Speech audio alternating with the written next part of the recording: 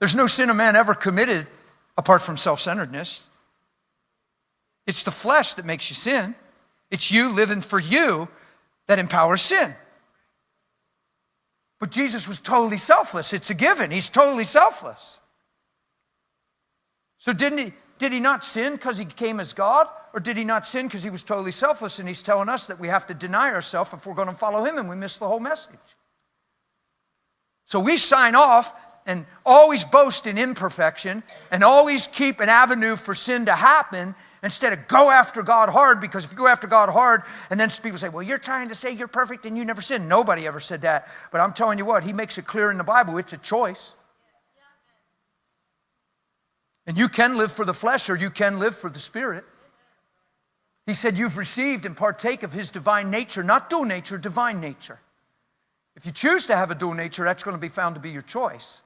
If you're living in the flesh, it's not because you're damned to, it's because you chose to. He says, be not deceived, God's not mocked. Whatever a man soweth, that he shall reap.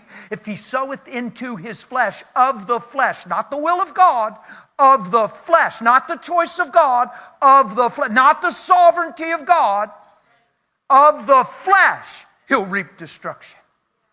But if he sows into the Spirit, of the Spirit, he'll receive life.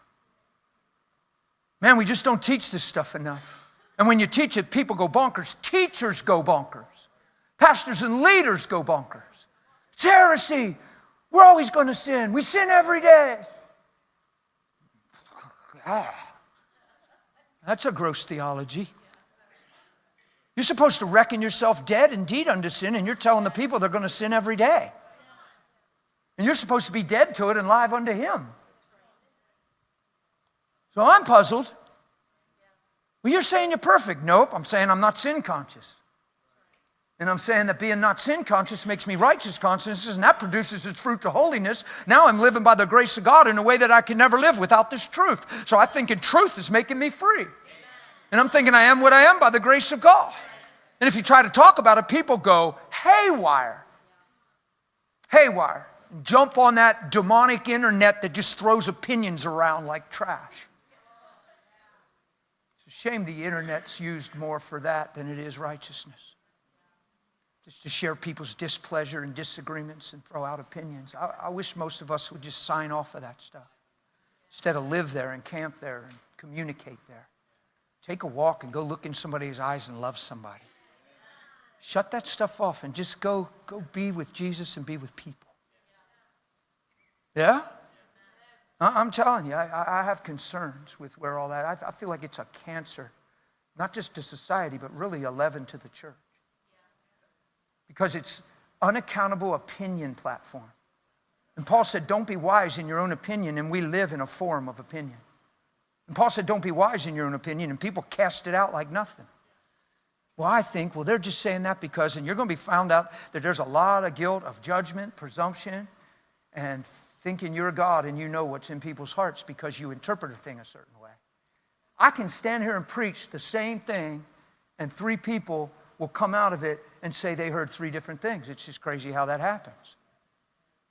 You know in your heart you're preaching one thing. People say, you know when you said that and this, and I'm thinking, wait, when did I say that? Oh, I was at your service and you said. I said, well, I don't even believe what you're saying. I know I wouldn't have said that. Oh, no, you said it. I said, wait a minute, you mean when I said, and you thought I meant, yeah, why was Jesus constantly going, be careful how you hear. Hear and understand. He who has ears to hear, let him hear.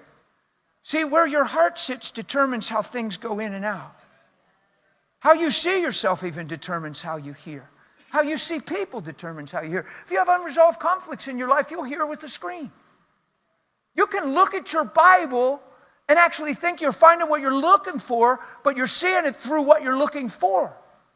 You can look for your Bible for a way out of your marriage, and you're sure you found it.